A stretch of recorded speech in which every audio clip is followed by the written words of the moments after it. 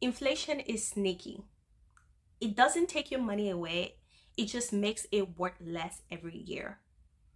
You feel it when your grocery bills goes up, or when your rent rises, or when the same $100 buys fewer things than it did 5 years ago. That's inflation in action. Just like during the pandemic, right? A crate of egg is not the same amount right now. If your money isn't growing, it's shrinking because prices keep moving, even if your paycheck doesn't. So let's break it down simply. If inflation is 3% and your savings account earns 1%, this means you're losing 2% in purchasing power every single year. It's inevitable, but it's real. So, how do you protect yourself? By investing in things that grow faster than inflation.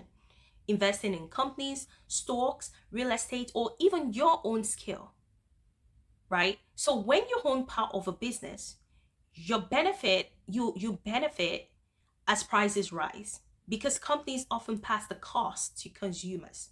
So while inflation increases prices, it can also increase your own investment value. That's why the people who invest even a little, they tend to stay ahead.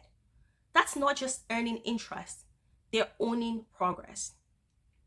Warren Buffett once said, the best protection against inflation is your own earning power and ownership of productive assets. So, in other words, grow your skills and grow your ownership and invest.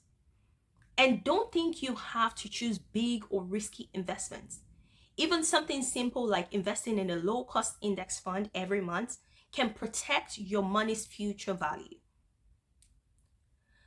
Let's face it, the truth is the cost of living will continue to rise and will continue to rise rapidly. But if your investments rise too, you're not falling behind. You're keeping up or even pulling ahead. So don't fear inflation. I want you to plan for it because it's not something you can control. What can you control? How you invest.